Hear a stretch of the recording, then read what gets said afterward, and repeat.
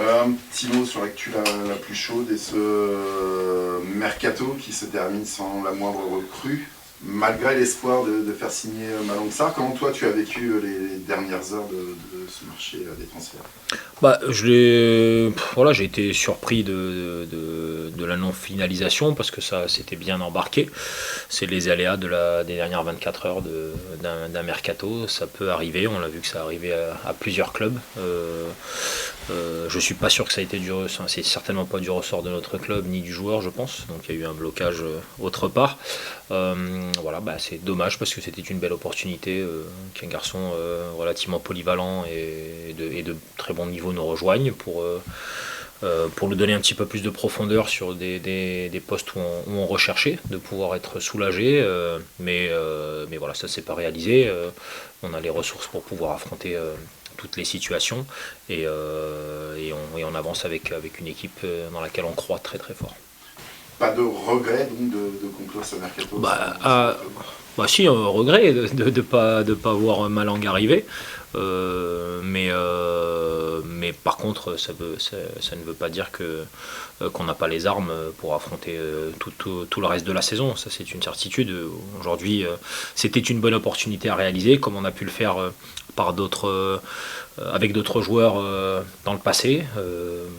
Parler d'Oussama, d'Etienne, qui n'ont pas été des acteurs immédiats, mais qui représentaient un top investissement pour le club. Malang n'avait pas joué depuis longtemps, il aurait évidemment fallu travailler un petit peu dessus sur quelques semaines. Mais voilà, on a pris énormément de points et on a été convaincant avec le groupe dans l'état où il est aujourd'hui, et il n'y a pas de raison que ça ne continue pas comme ça. Tu sens que Steve ou Steve commence à prendre conscience des impératifs pour devenir un vrai pro?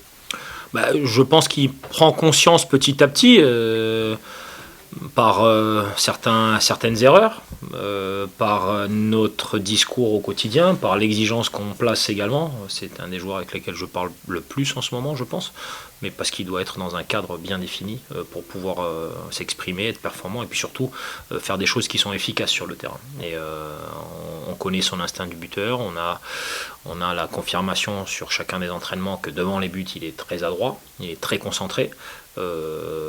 Par contre en Ligue 1, pour avoir ces situations-là, il faut beaucoup travailler. Il y a beaucoup de choses qui rentrent en ligne de compte. Donc c'est notre travail aussi de lui donner ce cadre-là et de lui permettre de s'exprimer. Mais il y a d'autres garçons qui sont régulièrement avec nous à l'entraînement. Simplement le palier il est très grand. Il était moins grand en Ligue 2, aujourd'hui en Ligue 1 il est très élevé. Donc les exigences quant à leur égard doivent être très fortes de notre côté au quotidien. On place à Monaco, oui. Un adversaire un peu plus huppé que Lorient. Tu souhaitais un succès à Lorient, c'est partie remise à Monaco? Je l'espère, alors malgré les difficultés qu'ils pourront rencontrer de par les suspensions, de par l'absence encore d'un joueur dans la ligne arrière due à la CAN. Ça reste une équipe avec plein de ressources, une des équipes les plus attrayantes de la Ligue 1, qui certainement aura à cœur de réaliser un bon match, mais nous aussi on souhaite être meilleur. On s'était fixé l'objectif de faire un top match à Lorient. Ça n'a pas été le cas de notre côté, même si ça a donné lieu à un magnifique spectacle pour les supporters. Ça avait bien débuté, on n'a pas réussi à tenir la direction souhaitée. Il y avait des raisons objectives à ça, et c'est vrai qu'aujourd'hui l'absence d'Abdou et d'Oussama nous mettent dans une situation relativement tendue au milieu de terrain, où on manque de profil vraiment défensif. Mais comme à chaque fois, on a travaillé sur les ressources qui sont les nôtres, on a toujours su répondre à l'adversité, et aujourd'hui, face à cette adversité, on se doit de répondre collectivement, et j'en attends beaucoup de mon équipe à Monaco. Quel enseignement peut faire une match aller où Monaco avait quand même eu du mal à exister? Que nous sommes capables de fournir une prestation, une structure, et que nous avons suffisamment de qualité pour créer de l'incertitude chez les Monégasques, et que nous pouvons nous aussi limiter leur capacité offensive, si nous sommes bien placés, si nous comprenons bien comment ils cherchent à jouer, et qu'à la récupération du ballon, on pourra aussi s'exprimer. On n'a pas eu énormément d'occasions, mais on a eu des occasions franches. Et c'est ce que nous souhaiterons faire de nouveau. Peut-être pas dans le même positionnement, peut-être pas dans la même dynamique, parce que Monaco joue un petit peu différemment également. Mais voilà, on a montré qu'on était capable, et c'est un vrai défi de préparation, relativement intéressant aussi pour le staff de préparer ce match-là. Et j'ai hâte de voir ce que ça va donner. Est-ce que ce péno raté, vous appuyez dessus pour... voilà, ou est-ce que c'était... Non, j'y ai même pas pensé. Je souhaite qu'on livre un match complet, mais ça sera un match différent. C'est un match à l'extérieur. Nous ne serons pas poussés par nos supporters ici, même si je pense qu'on aura de nouveau un bon parquage.